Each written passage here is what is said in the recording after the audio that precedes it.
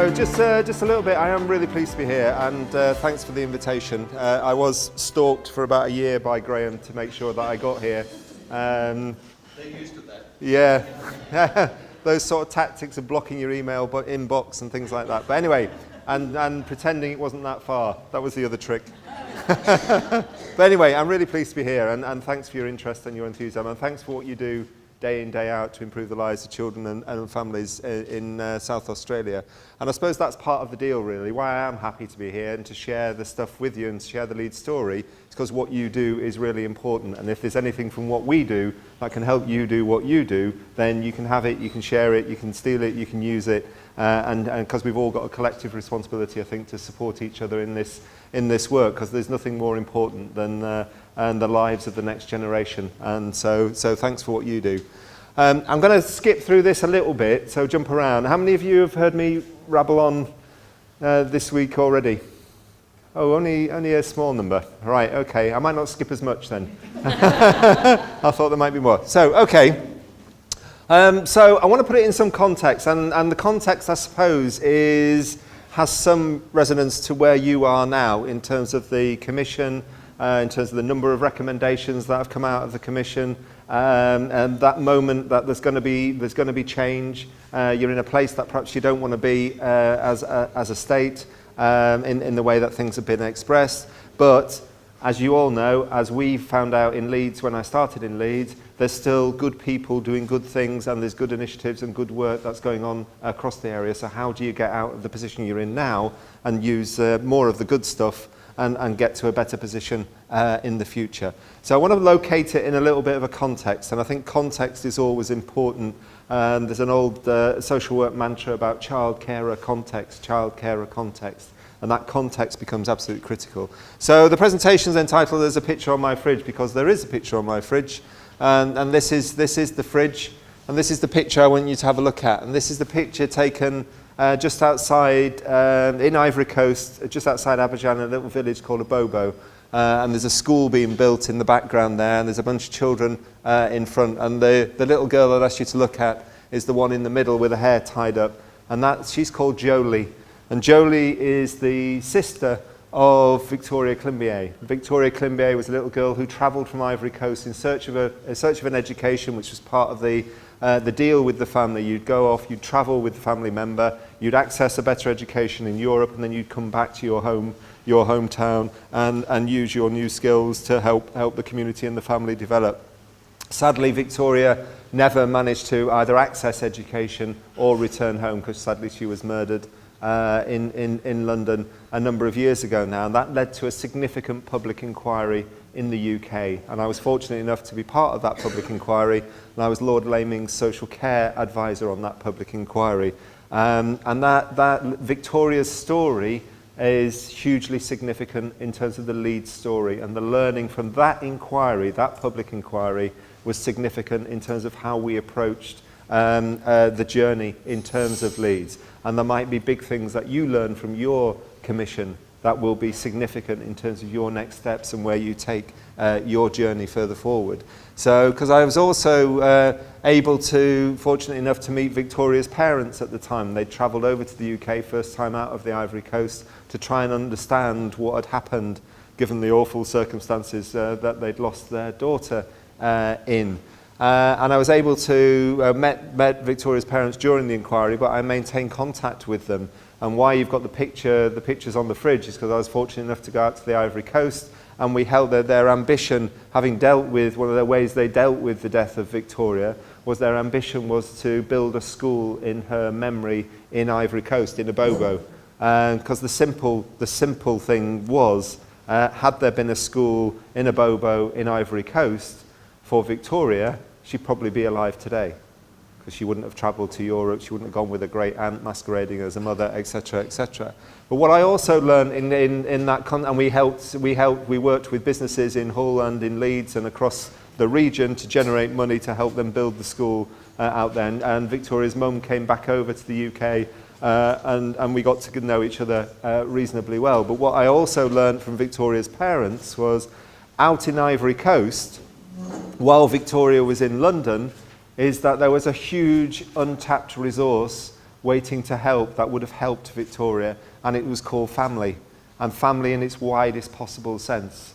And and the fact that that huge resource was there, yet nobody in the UK knew anything about it at all, is hugely significant, and significant not only in Victoria's story, but significant in how we've tried to respond to the child welfare concerns that we faced in Leeds. And I'd ask you to think about and just hold on to that notion of family and the importance of family, however you define family, as an untapped resource that can be helpful in terms of responding to child welfare and child protection concerns.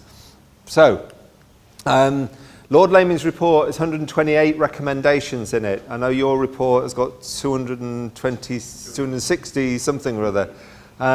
But even Lord Laming's report, 128, it's too many to sometimes get your head around, even though people have to respond to it. So this is Lord Laming's report in 3 themes.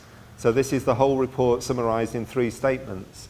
That if you want to do something more positively about child welfare and child protection, you've got to do the simple things better. So I've said to many people, well, I've been here this week, you won't have this problem here in South Australia, but in the UK, we were absolutely top class at taking a very simple idea and making it insanely complicated. And we put a layer on top of a layer on top of a layer on top of a layer. I know you don't have that problem, but in Victoria's case, the simple things weren't done at all, let alone better. But if you think about the life of a child and you think about children, the simple things are the things that make the biggest difference to the lives of children. It's the simple things that you do. And if you think about in a professional sense, it's turning up when you said you're going to turn up. It's filling in your case notes. It's passing on information to another colleague. The simple things make the biggest impact on the lives of children. So doing the simple things better has to have a key role to play. The second theme in Lord Laming's report was that the child is the client. Victoria was never hidden. She was never hidden. But she always was hidden behind or walked behind and was always not allowed to have a voice because Marie-Therese Quao, masquerading as her mother, was the voice. And everybody listened to the adult's voice, the adult's version of events. You look at how many cases that go wrong, look at public inquiries, serious case reviews as we call them in the UK, and you'll always find that usually there is something in there about people disproportionately listening to the adult's voice and not listening to the voice of the child. If I'm a director of children's services, if I work under the auspices of the Children Act, the clue's in the title. It's about children. Therefore, children have to have a voice, and children have to be front and centre of our work. Of course, you've got to be respectful of the adults in their lives and listen to their story, but you're in the job because of the child. So the child has to be seen as the client. And the third theme was to safeguard and promote the welfare of the child. There is a line in UK legislation that says you have a duty to safeguard and promote the welfare of the child. And that should override everything else. That helps you bind agencies together, it binds partnerships together, and the challenge is you should be able to articulate in simple terms how what you're about to do, what you're planning to do, what you're about to put in place around the life of that child or those children or those families within those communities, how it is intended and how it's demonstrably going to help safeguard and promote the welfare of that child or those children or those families. If you can articulate that and explain that simply, then do more of it probably. If you can't, take a step back because you might not be doing the right thing. But you've got to be able to express how what you're about to do is going to demonstrably help safeguard and promote the welfare of the child. So I'd urge you to just think about those 3 mindsets. When you're faced with that number of recommendations, there will be themes, there will be ideas that are in there that you might need to think about how you pull them together to try and make sense of what you're being asked to do. When we started the work in Leeds, I worked with a senior politician called Councillor Judith Blake. She was the deputy leader of Leeds City Council. I was her appointment, so I was her chief officer, if you like, as director of children's services. And we used to argue about this book. It's Howard's End by E.M. Forster. I used to think it was a dreadfully dull book, and she used to love it. No offence to anybody who thinks it's a great book, but we both agreed that the quote, "Only connect," was absolutely first class, because the whole idea of the things that matter the most in terms of child protection and child welfare, I would argue, are predicated on the right connections, conversations and relationships. It's the human connections, relationships and conversations that you have that help safeguard and promote the welfare of children. All too often we think too much about structure, policy, process and procedures. Now you've got to have those things, but we shouldn't disproportionately focus on those. We should focus on the relationships between ourselves, between each other, between ourselves and children and families. The other half of the quote talks about living fragments no longer. And you think about that in terms of different agencies working with each other and how you break those silos down. Things have to come together as one. And the only way that they'll come together as one across different agencies is if people are willing to do that through relationships, conversations and connections. Really important stuff. And the reason those relationships and conversations and connections are important is because of this. Because everything is simple. It's people that complicate things. Okay? It's people that complicate things. So that's why you have to concentrate on connections and relationships. So this is the most important picture you're going to see this afternoon. This is our first granddaughter, first grandchild, in fact, Violet Aurora. This was taken 2 years ago and she was already asking the right questions, as you can see. Now Violet is 2 now. She was 2 a few months ago. And it's been fascinating watching. So I had a firm belief that the behaviour of adults had the biggest impact on the behaviour of children. I still believe that. But it's been fascinating over the last 2 years watching Violet manipulate the behaviour of adults around her. So in talking to Violet and explaining to her on maps and things about Australia and Adelaide and where you were, and she's got this thing at the moment that she calls it her face, her scary face, and she likes to pull her face and likes to see the reaction she gets from the adults around her. So telling her I was coming out all the way out here, she wanted to send you her scary face. Okay, so this is Violet's scary face to you from halfway around the world. You ready? So, and that's exactly the reaction she wanted. So she'll be very pleased about that. And I've just shown that picture because, you know, everything I'm talking to you about is about children and about our investment in children. This is where we were in Leeds. We were told in no uncertain terms, this is the polite version, that we weren't safeguarding children. Children in Leeds were not safe. That caused political mayhem.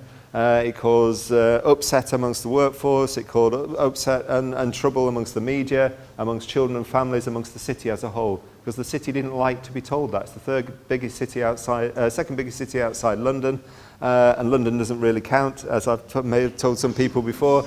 It's just a collection of villages. So, but behind Birmingham and Leeds, so a really significant body blow for the city.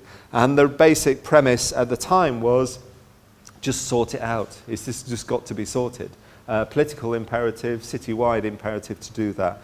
At that point, I think you've got 2 choices. You've got 2 choices. You can either just get your head under the bonnet and do some repair work and actually get better. And you will probably get better. You can probably fix a number of things over time and things will slowly get better. And there'll be some additional investment and things will start to get a little bit better. But all that happens then is you're just managing the status quo until the next thing goes wrong. And it's a bit like that fairground stuff where things bob up and you've got to knock them down again. Or you can have a more transformational view of what might be possible for children in that area. And maybe there's a different way of solving that complicated, difficult challenge around child protection and children at risk of significant harm. So what we started to look at, Councillor Blake and I, was have a set of conversations, because the agreement was that Leeds wanted to be more ambitious. It was part of the deal of me getting the job, of Councillor Blake and I working together, that we wanted to be more, we wanted to do more than just get out of trouble. More than just get out of trouble. And we started to have a set of conversations about what if Leeds became a child-friendly city? What if we put children at the heart of the growth strategy of the city? And it was all predicated on this question. And we still use this question today to reorientate ourselves, to get back to why are we doing what we're doing. And the question is, what's it like to be a child or young person growing up in Leeds today? What's it like? A really important question. And it's really important because it's different. It's different for different children in different parts of the city, because the city is a big place. And it's different again for different children in those different parts. As I said earlier, child carer context. And we have a professional responsibility, I would argue, to understand that context and understand the answer to this question. And once you start to understand the answer to the question, you can start to answer the second part. And how do we make it better? How do we make it better? So that was the framework, and involving lots of partners in trying to understand and answer that question. And we also had this idea. Leeds as a city was growing anyway. There's inward investment, new infrastructure, and lots of conversations about physical infrastructure, physical regeneration, super fast broadband, transport systems, road networks, housing, inward investment about retail, etc. And so we started to push a counter-argument or a parallel argument. If you're going to have physical regeneration, you've got to have social regeneration as well, because people will make the physical bit work, or they won't. And if you don't invest in the people side of things, then the physical might look pretty for a while, but it will fall over economically. So that's when we started to get into this idea of children at the heart of the growth strategy, the centrality of children to the growth of a city like Leeds. And this idea that we started to explore around child-friendly Leeds, not just about being nice to children, because why wouldn't you be, but actually quite a hard-nosed economic regeneration model, and predicated on this idea that children live in families, however you define family. That's how we want children to grow up. That's how it happens. But those families create communities, those connections, conversations, and relationships, and those communities create cities. So you have physical regeneration and social regeneration, and you shouldn't have one without the other. And too often the physical ignores the social.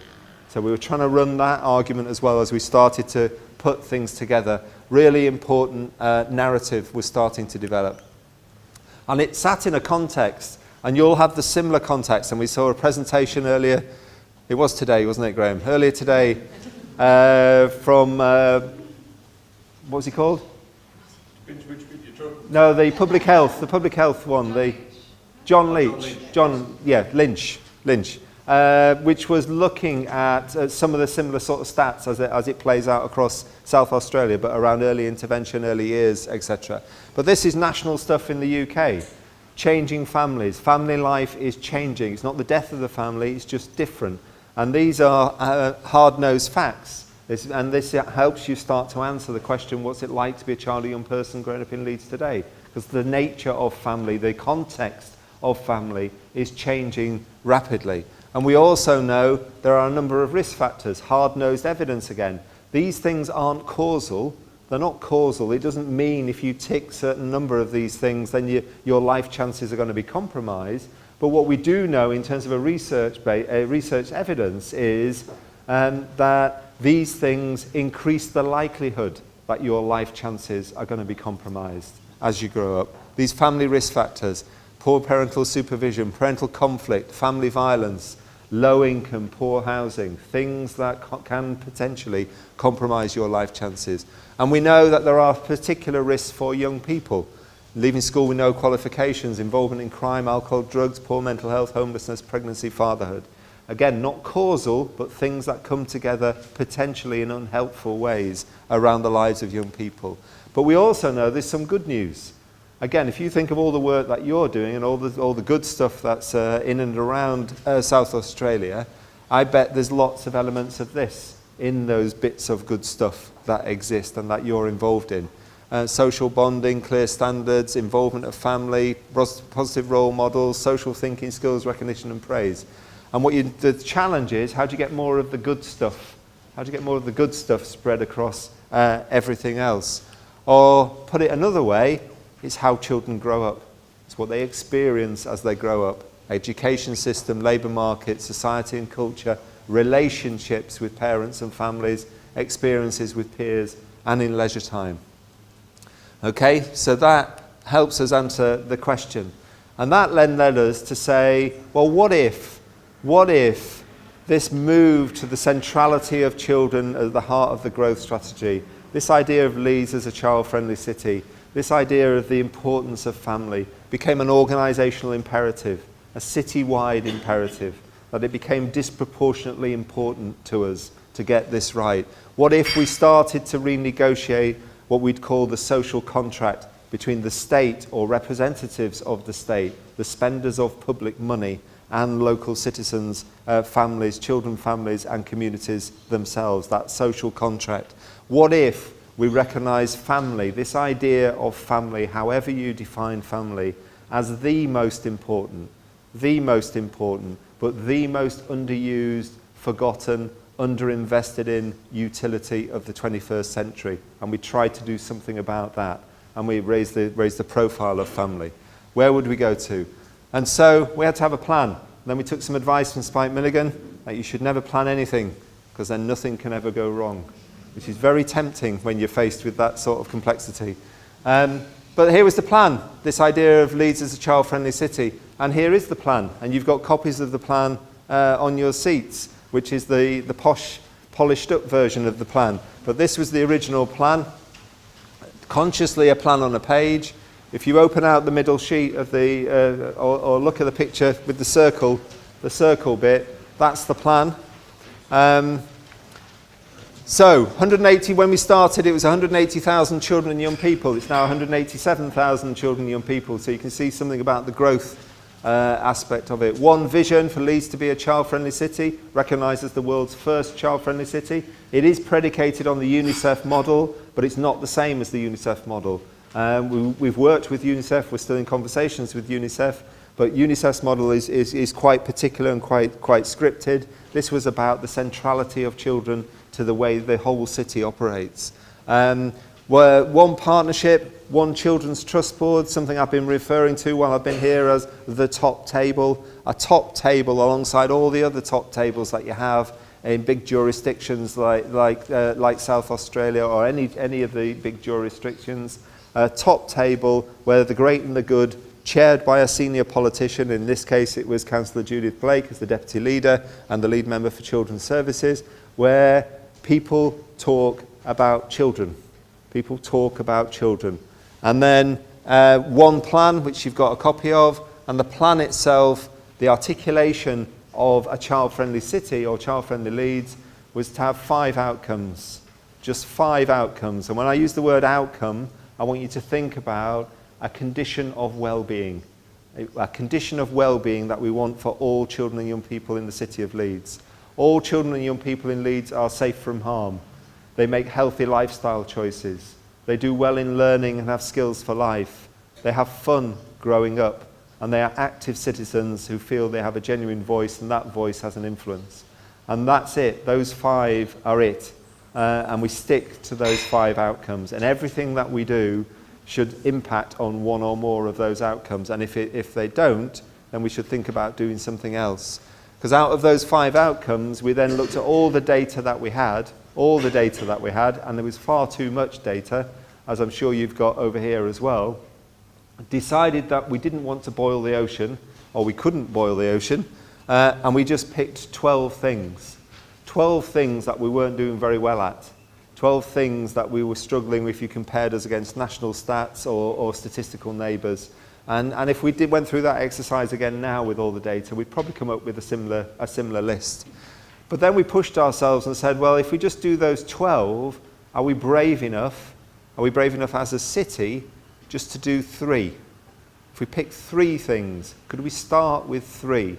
And the idea being, if we could get momentum behind 3 things and start to change them, then the rest of the indicators would move in herds. The curves would start to turn, and other curves would start to turn behind them.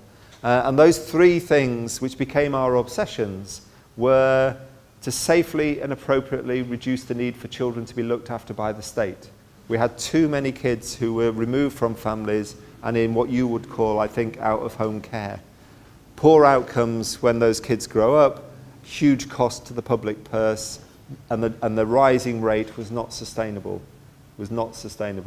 Could we do something about that? More children growing up safely and appropriately in their own family network. Second obsession was school attendance. When I arrived in Leeds, people said, you don't have to worry about that. We'll go on to something else because it's 90-odd%.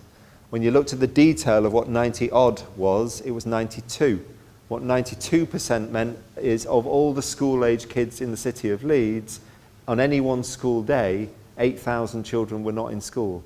Now, are we happy with that? No, we're not happy with that.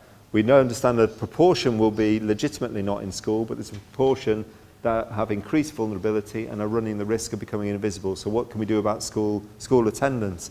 And the third one was destinations. If you go through your entitlement to an education, which is the other reason why school attendance was important. If you're not accessing your entitlement, your life chances are likely to be compromised. But if you access your entitlement, you reach school leaving age, and then you're not in education, employment or training, i.e. you're doing nothing, how's that going to help the economic growth of a city? How's that going to help you as an individual? Because we have a phrase that's horribly called NEETs in the UK, not in education, employment or training. And it's a government identifier, and it's at the age 16 to 18. But actually, 18 to 25 is another time bomb for a city like Leeds if you don't get the 16 to 18 bit sorted out. So what could we do about that? And because it was about economic growth as well, that became a key challenge for us. So could we obsess on those things and get the city behind it? We have to have a shape, you have to have an architecture that holds the whole thing together. So that idea of the top table I talked about, that drops down into 25 what we call clusters, but geographical areas of multi-agency partnerships that make sense to local people and local partners and children and families themselves, usually centred around a secondary school, partner primary schools, health partners, and all the other resources that might be in an area. So each cluster has access to a different set of resources, because no one area is identical, but they all have a cluster, and all the clusters have the same multi-agency partners. And the key thing is the data goes from the top table down to the 25. So they get the citywide stuff, and then they get their local version of it. And the deal is, whatever else you do, you will talk about, in each of those clusters, you'll talk about the 3 obsessions, the 12 priorities, and the 5 outcomes, and how all that contributes to Leeds being a child-friendly city. And once you've done that, because you're going to get your local data about your version of the 3 obsessions, the 12 priorities, and the contribution to the 5 outcomes. Once you've had those conversations, you can do what you like. You can talk about anything else. And that's important because in different parts of the city, there will be different challenges. We'll have different priorities. So in some of the more wealthy areas of Leeds, children being removed from families is probably not the highest priority. There might be a priority about childhood obesity. There might be a priority around teen pregnancies. There might be something else that's a priority. But this is the deal for the city, and those conversations need to take place. I'll come back to the 3 behaviours in a minute. Schools at the heart of those local communities, and we thought, on a rough calculation, there were at least 75,000 people who day in, day out touch the lives of the 180,000 children and young people across the city of Leeds. What if we could mobilise 75,000 people against a simple plan like this, and getting them to work collectively as part of that city endeavour to improve the life chances of the next generation? Okay? I'll go back to that because Graham likes me to show that One Direction picture, which is his favourite. And this was just half the emails that he sent me was, and you will bring the One Direction picture, won't you? So this was just a simple thing about once we got into child-friendly Leeds and we got into the branding and we got into the use of it and became part of the language, anybody remotely famous who comes to the city is invited. We nobble them, get them to do a little video, give us a thumbs up, give us a little video clip message. For whatever reason, children and young people will listen to these guys more than they'll listen to me. So that's, it's just a way of using the brand and the what we call the commonwealth of the city. These are the 3 behaviours. So if we said at the beginning that relationships, conversations and connections are really important, then it'd be mad to have a plan that didn't invest in behaviour in some way or other and express what we mean by that. So these 3 things became really important to us. Talking to, listening to and responding to children is a skill, and some of our staff are stunningly brilliant at doing that, and some of our staff are not stunningly brilliant at doing that. And we need to get more people skilled up in talking to, listening to and responding to children and young people. We invested heavily in restorative practices, and restorative practices comes out of the restorative justice world, and the word restorative means something's gone wrong, so you're restoring something. What we were trying to say by restorative practices was working with people as opposed to doing things to them, doing things for them, or doing nothing at all in a climate of high support and high challenge, but trying to make sure that if that was spread across the organisation, across the partnership, across the city, you could stop things going wrong in the first place, because you were investing in the quality of relationships and conversations and connections. And the flagship part of that was a strategic investment in family group decision making, which I'll say a little bit more about later on. Back to that idea of family as the most important utility, and family being experts in their own child rearing practices. And the orthodoxy of the way we work with families in child protection traditionally in the UK is we do things to them, we do things for them, or we do nothing at all. So you do things to them, do this or we'll take your kids off you. We do things for them, don't worry, we'll sort that out for you. Or we do nothing at all, you don't meet our criteria, go away. As opposed to high support, high challenge, let's do something constructive about that. And this idea of outcome-based accountability, which in your language over here would be results-based accountability, RBA, and I know there's people in the room that are familiar with that. If there's one thing I'd urge you to spread the goodness of, it would be RBA and that particular approach, and use some of the expertise you've got in your own organisation and across the state to just raise the profile of that. Because from what I've seen, I might be wrong, but from what I've seen, it's not spread far enough across child welfare services as yet. It will help you hugely in keeping a discipline to the work and understanding how much you do, how well you do it, and if anybody's any better off. It'll help you hugely. So we can come back to that if you want to have a conversation later on. There's Dizzy Rascal when he was in Leeds. Political support was massively important. Here's a statement of political intent from Councillor Blake. Once that's endorsed, you get a new lease of life around permissions to do certain things. And if you've got the political backing behind you, then things can start to move at speed. So really significant statement of intent for us. A huge investment then in a whole range of things that start to come together, that can come together when you've got the clarity of a simple plan and people understand what we're doing, how we're doing it, and most importantly, why we're doing it. And then a whole range of things to just keep reinforcing that message. Spreading OBA, as we call outcome-based accountability in the UK, across everything that we do, so it becomes just the way we do things around here. And I'll just drop down to the line at the bottom, this top 100 methodology. And it's part of this idea of not boiling the ocean. And this idea, a lot of people have said, well, where do you start? We like a good list in Leeds. We like a good list. If you wait for the perfect model, the perfect alignment of computer systems and data analysis, you'll wait a long time. But if you get a group of professionals around the table, as we did in those cluster arrangements, and just ask everybody to bring their top 10.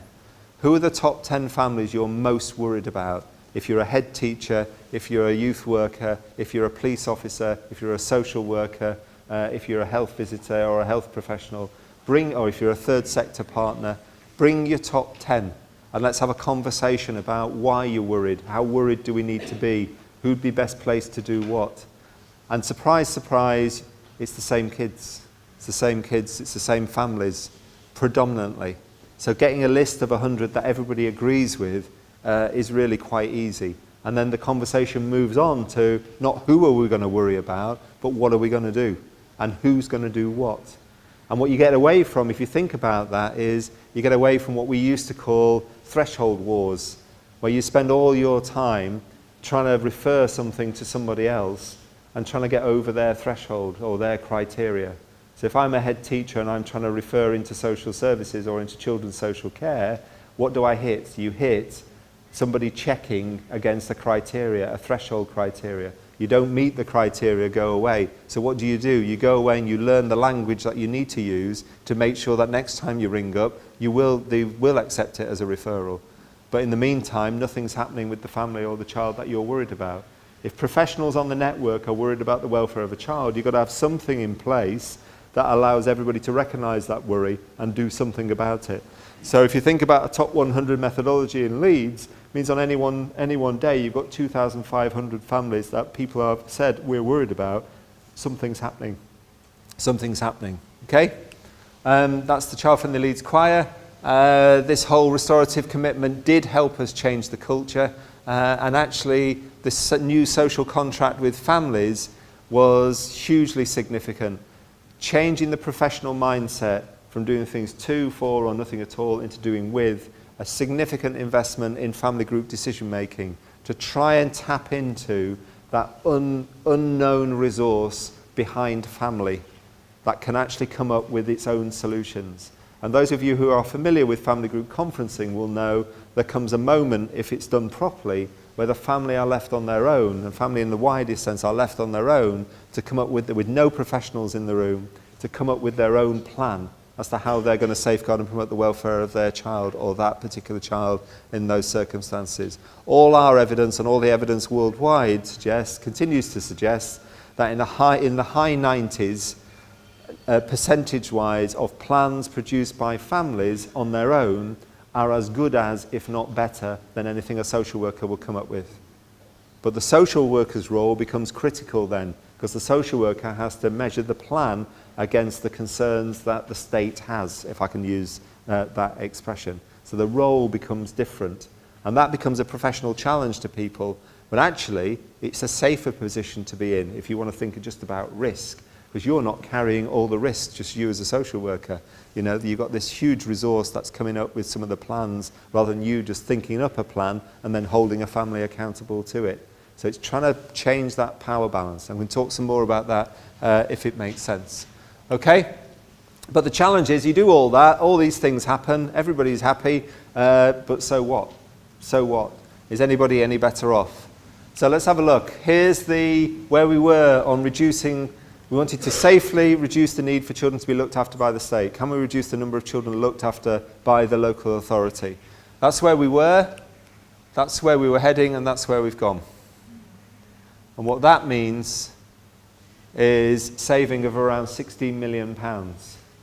So what that means is you can start to reinvest some of that money, the money you were spending over here on a small number of children at huge expenditure.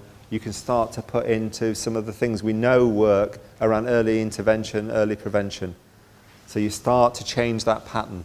But it's a curve, it's not a target, you're changing a pattern. Okay, if you look at the NEETs, young people not in education, employment or training, that's where we were.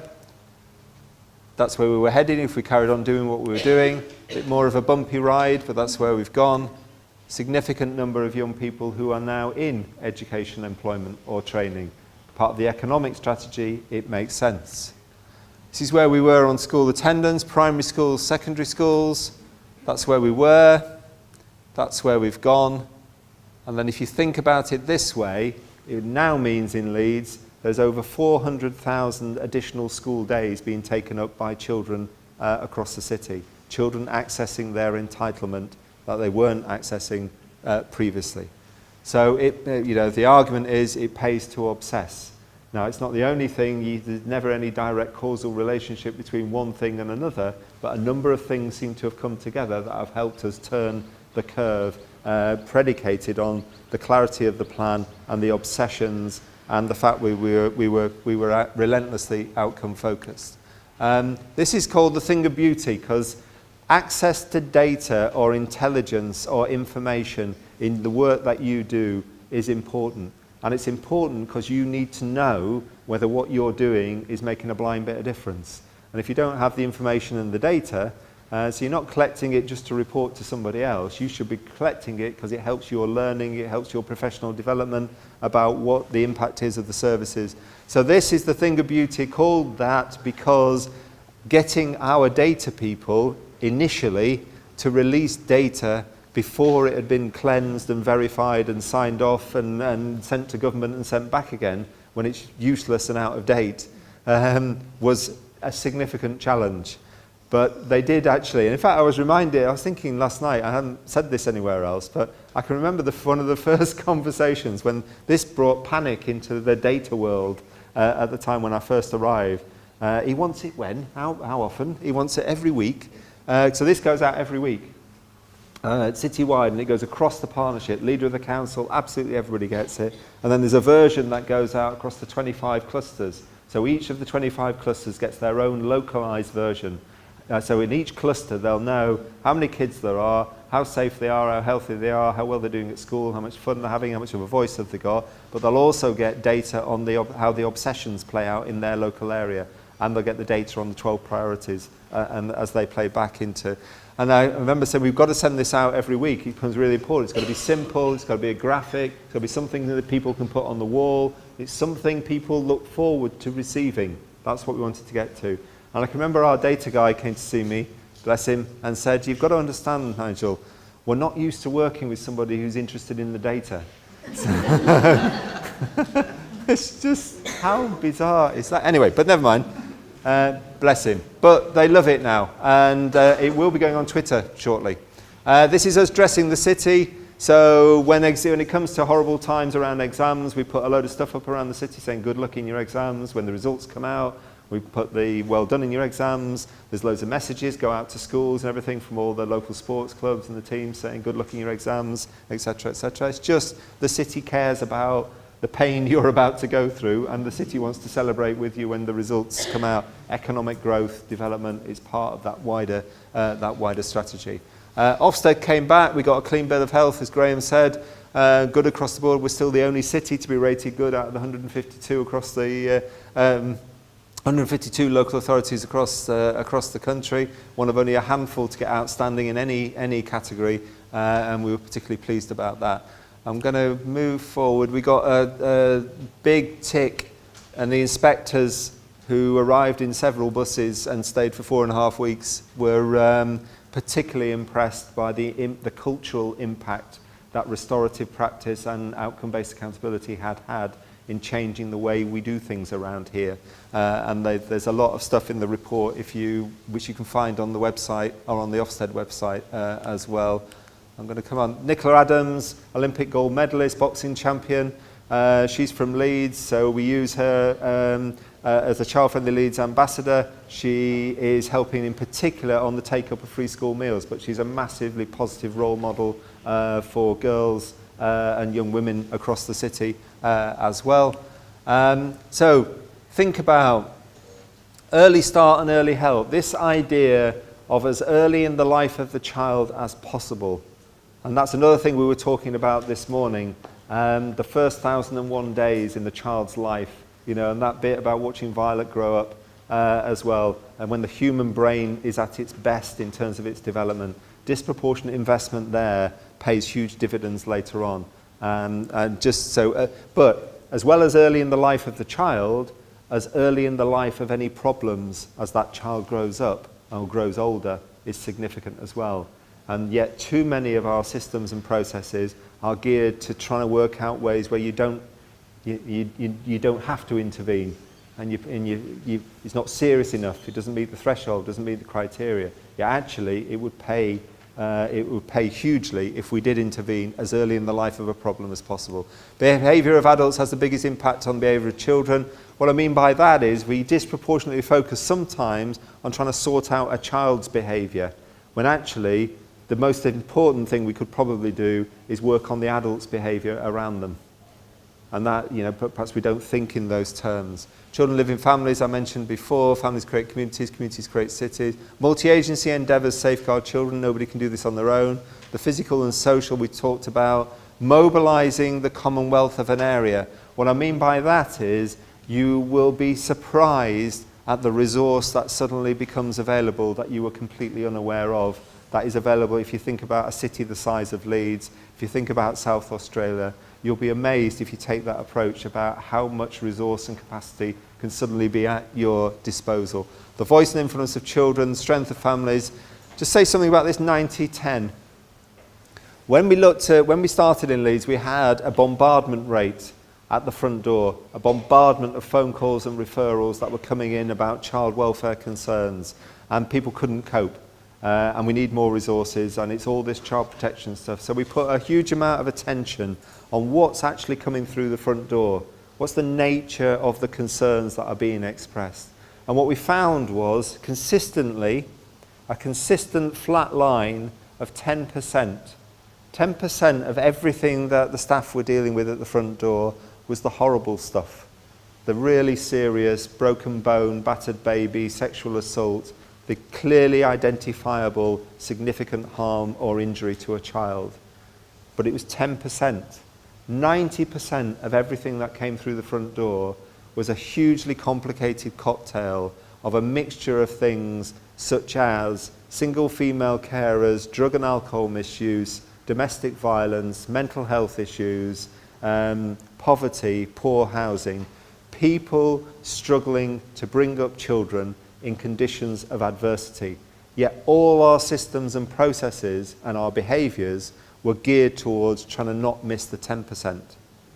And therefore we'd ignore or push away the 90%. So what we try to do is flip it, because if you get better at dealing and responding to the 90%, which is the real work, the 90% is the real work, not minimizing for a minute what has to happen with the 10%, you've got a more of a fighting chance of identifying the 10%, and you've got more of a fighting chance of not missing the 10%. So it becomes really significant. And that piece of research paid back hugely. So we've now got a multi-agency team at the front door that can respond to those concerns. And we've got rid of thresholds, and we just have more conversations. And the adage or the mantra at the front door is you never do nothing. So there's more conversations, but that's led to less referrals. But something happens on the safeguarding network under that child-friendly Leeds umbrella. Somebody does something. Somebody will knock on the door at some stage or other. But it doesn't have to be an allocated social worker at that point. Okay, this is the Leeds Rhinos Super League rugby team, one of those resources that came out of the woodwork to be part of Child-Friendly Leeds. This is the first team squad being trained in restorative practices. Can you believe that? I've said repeatedly they don't use it on the pitch, but they do use it with us on school attendance, on kinship care support, on foster care support. They've been absolute fantastic ambassadors. Just think about these things just before I finish, so that they keep the complex simple but not simplistic. Your work is hugely complicated stuff, but we've got a professional responsibility to try and make it as simple as possible, but don't ignore the complexity. That's what it means by not simplistic. But it's got to be as simple as possible to help people understand what you do and get behind what you do. Obsess on outcomes, keep your discipline. The plan, the Leeds plan, has not changed in 6 years. It's not changed in 6 years. It's got one minor tweak, which I'm not going to tell you what it is, but it's not changed in 6 years. Now, how common is that? When usually things change every 18 months, every 2 years, something changes and you go on to the next thing. Repeating yourself is good. Understanding patterns, don't set targets. If you set targets, you encourage bad behaviour, because people are expected to meet their targets. And there's all sorts of evidence across all sorts of jurisdictions of people gaming the data to make sure they can show they've hit their target. If you change a pattern, if you turn a curve, it's different. Tell stories. Human stories bring these things alive. Structures will help shape behaviours, but it's relationships that make the difference. And of course, repeating yourself is good. Ronnie the Rhino, who's a great fan of ours. Just another thing on leadership. This idea of the heroic leadership model where, follow me and everything's going to be fine, and you turn around, nobody's there behind you. But that's all gone. It's more about relationships across partnerships, I would argue. Culture eats strategy for breakfast, and so invest in the culture of the organisation or the organisations that are trying to do the right thing around children. It's got to become the way we do things around here, not something that's imposed. Graham says we've got to do this, so we're doing it. It's got to be it's just how we operate, because it's the right thing to do. The what and how you do, what you're doing and how you're doing it, but why you're doing it. The feedback we've had from the staff and everybody else is that refocusing people on why we're doing it, why we get out of bed in the morning, why you come to work is really, really significant. And it's because you want to make a difference. So you've got to have something in play that allows you to know whether or not you're making a difference, would be the argument. Leadership triangles usually sit like that, with the leader at the top and everybody else below. What we've tried to do in Leeds is flip it. So the leader, my job, Councillor Blake's job, is to be at the bottom of the triangle to create the conditions that allow everybody else to do the right things. That's what you're trying to do. Outcomes, outcomes, outcomes. Shall we show the film, Graham? We've got time? And there's a dance to be danced. So now I'll borrow 3 minutes of your time, because this is everything you will ever need to know about leadership in 3 minutes. If you've learned a lot about leadership and making a movement, then let's watch a movement happen start to finish in under 3 minutes and dissect some lessons. First, of course, a leader needs the guts to stand alone and look ridiculous. But what he's doing is so simple, it's almost instructional. This is key. You must be easy to follow. Now here comes the first follower with a crucial role. He publicly shows everyone else how to follow. Notice how the leader embraces him as an equal. So it's not about the leader anymore, it's about them, plural. Notice how he's calling to his friends to join in. So it takes guts to be a first follower. You stand out and you brave ridicule yourself. Being a first follower is an underappreciated form of leadership. The first follower transforms a lone nut into a leader. If the leader is the flint, the first follower is the spark that really makes the fire. Now here's the second follower. This is a turning point. It's proof the first has done well. Now it's not a lone nut and it's not two nuts. 3 is a crowd and a crowd is news. A movement must be public. Make sure outsiders see more than just the leader. Everyone needs to see the followers because new followers emulate followers, not the leader. Now here come 2 more people, then 3 more immediately. Now we've got momentum. This is the tipping point and now we have a movement. As more people jump in, it's no longer risky. If they were on the fence before, there's no reason not to join in now. They won't stand out, they won't be ridiculed, and they will be part of the in crowd if they hurry. And over the next minute you'll see the rest who prefer to stay part of the crowd, because eventually they'd be ridiculed for not joining. And ladies and gentlemen, that is how a movement is made. So let's recap what we've learned. If you are a version of the shirtless dancing guy, all alone, remember the importance of nurturing your first few followers as equals, making everything clearly about the movement, not you. Be public, be easy to follow. But the biggest lesson here, did you catch it? Leadership is overglorified. Yes, it started with the shirtless guy, and he'll get all the credit, but you saw what really happened. It was the first follower that transformed a lone nut into a leader. There's no movement without the first follower. See, we're told that we all need to be leaders, but that would be really ineffective. The best way to make a movement, if you really care, is to courageously follow and show others how to follow. When you find a lone nut doing something great, have the guts to be the first person to stand up and join in.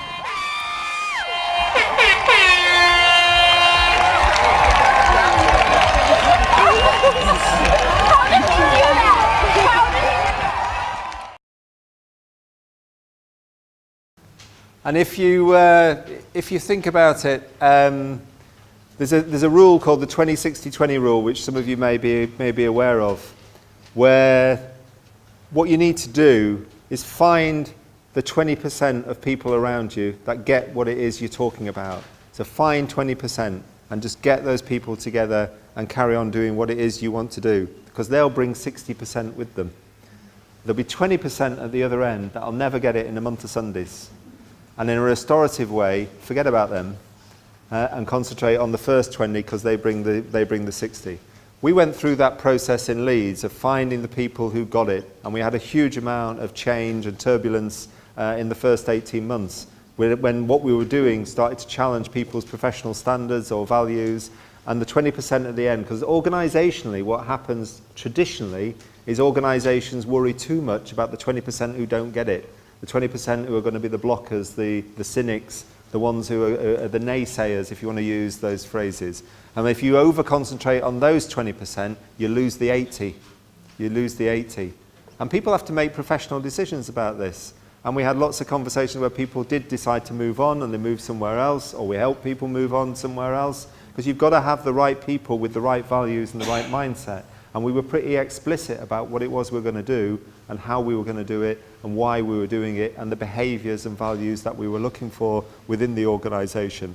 And if you're explicit about that, then you've got a responsibility to make sure that you stand up to those values. And that high support, high challenge is equally applicable within the organisation as it is between the organisation working with children and families themselves. So how we behave becomes critical.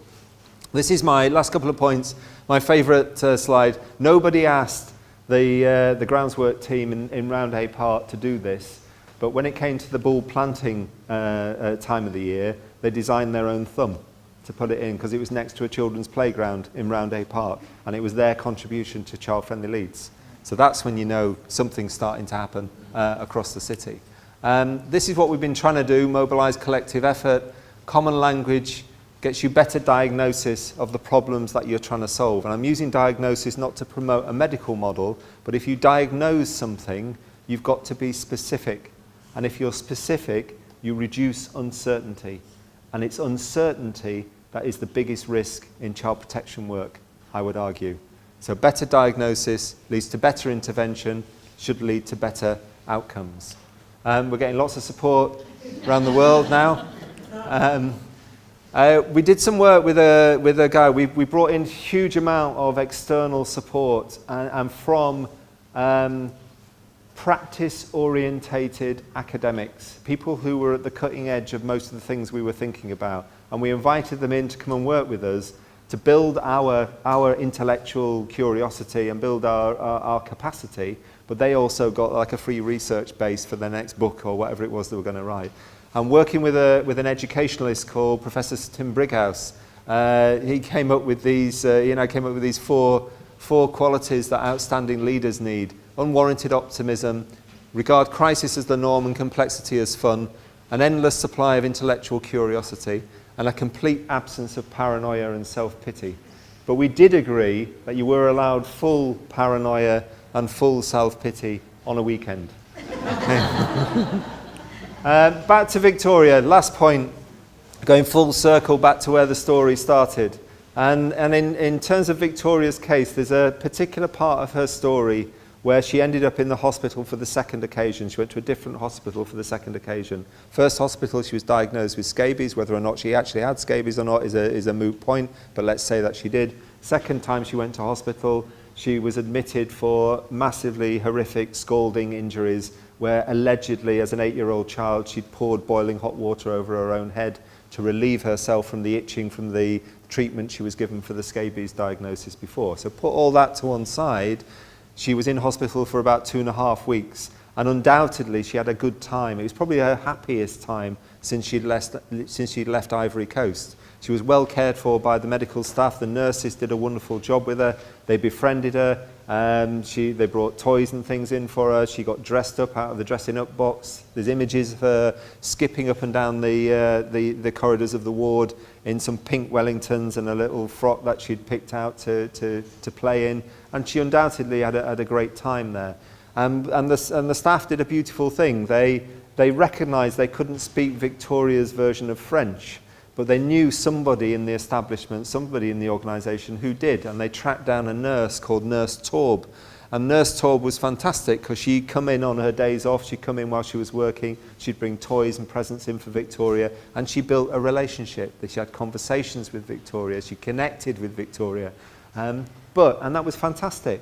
But what never happened was that nobody sat down with Nurse Torb and said, you've got a relationship with this little girl, you're connected with this little girl, you can have conversations with this little girl.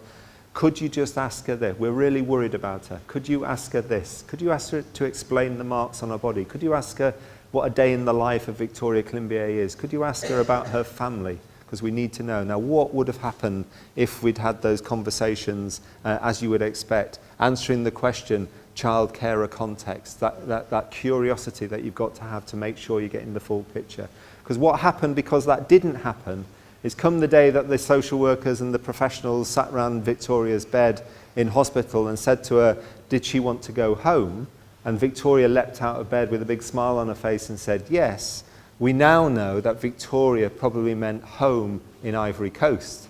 And what she didn't think was that they meant home back with Crowe and Manning, back to 267 Somerset Gardens, and ultimately her death. That's why this stuff matters. That's why what you do matters. That's why it's really important to think about children, the voice of children, and that's why there's a picture on my fridge. Thank you. Nearly. We've got 276 schools across Leeds, so I'd be lying to you if I said it's in every single one.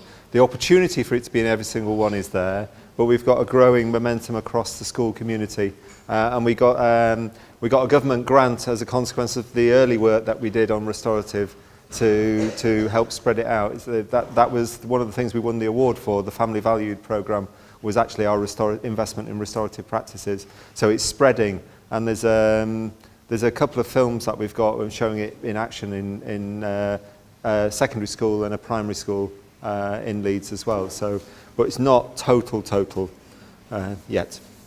Okay, go on, get the food.